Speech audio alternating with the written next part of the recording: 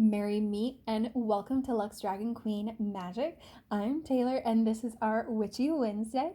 For this week, I started this last year unintentionally. I had started bullet journaling. That's actually what it was. And I made a lunar calendar. And so I wanted to make one again this year, even though I'm not quite bullet journaling.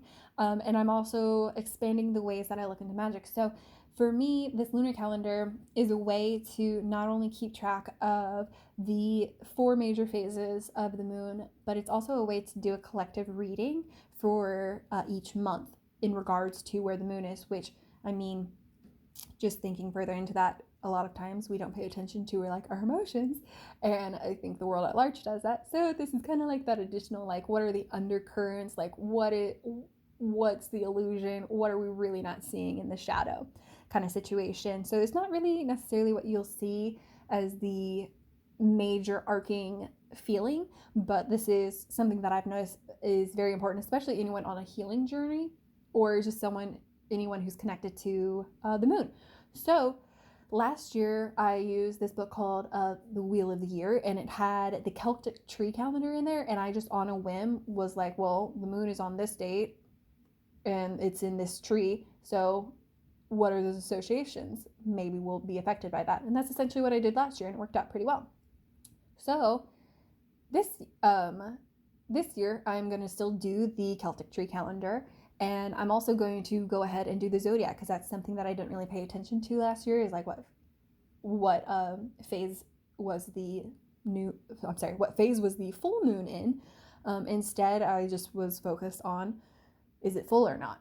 And so trying to dive deeper into that now, this is going to let me have additional meaning and to finely tune my calendar and my indentation for my collective reading.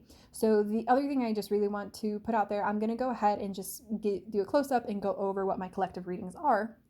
But ultimately, this is something that you can do what I did. I'm going to hang this up just where I can see it, next to my altar, my writing altar.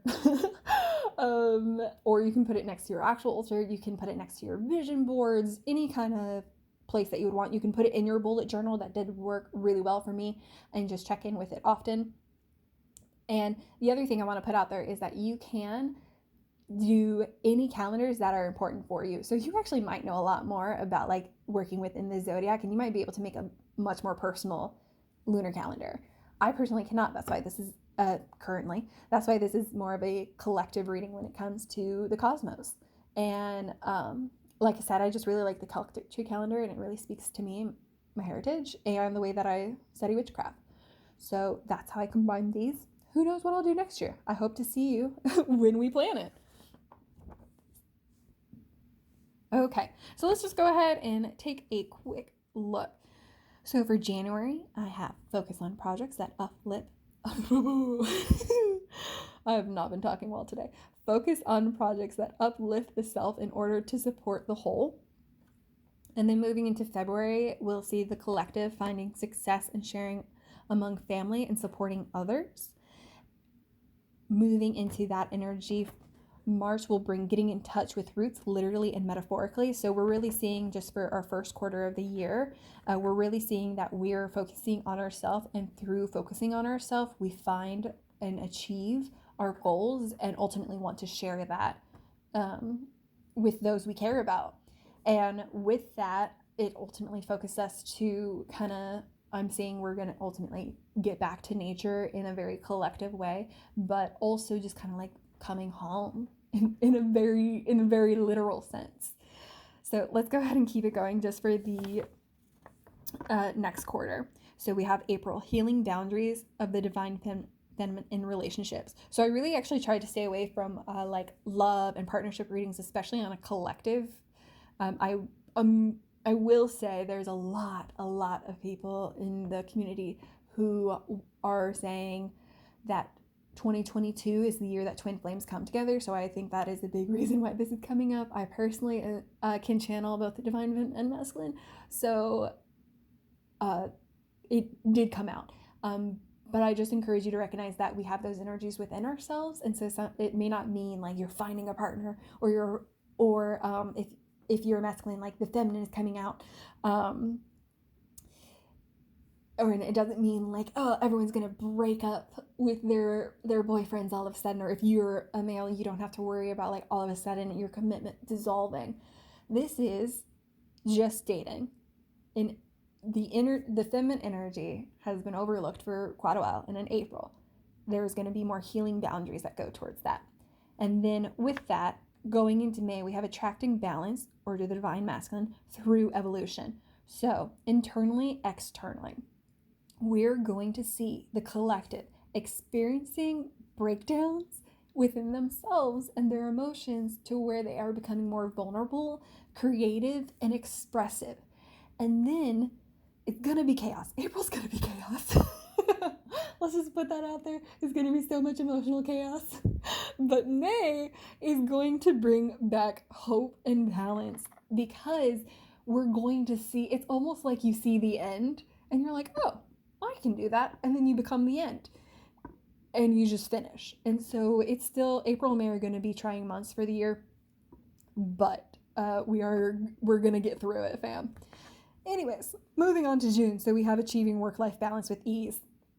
So yeah, April, May, super stressful, trying to work out balance, trying to figure out everything, literally everything. Like it's gonna be like relationships, work, hobbies and passions, spirituality, like self-care. Everything is kind of just gonna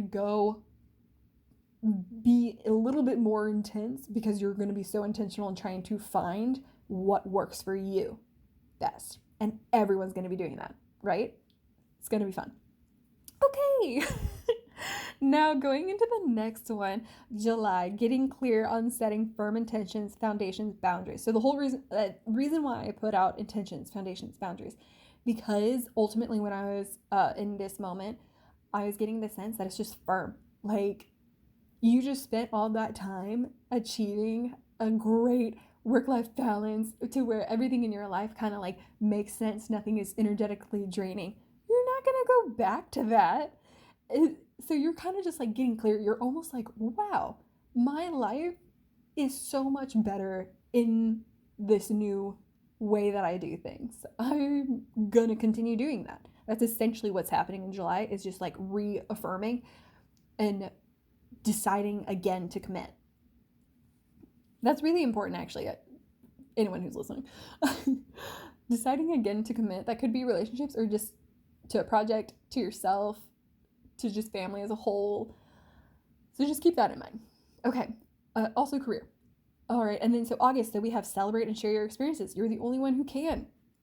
So like, taking the chaos from the last quarter, we're seeing that you just kind of really settle into you.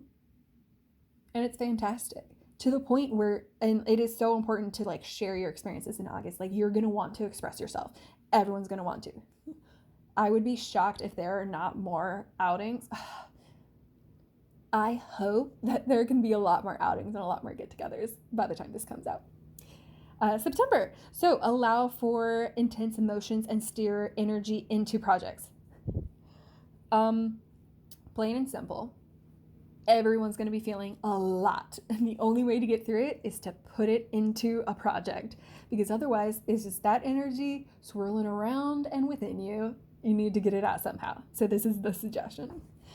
And so, I just heard we're probably going to see like a lot of things like come out like and be developed in this last quarter because of September.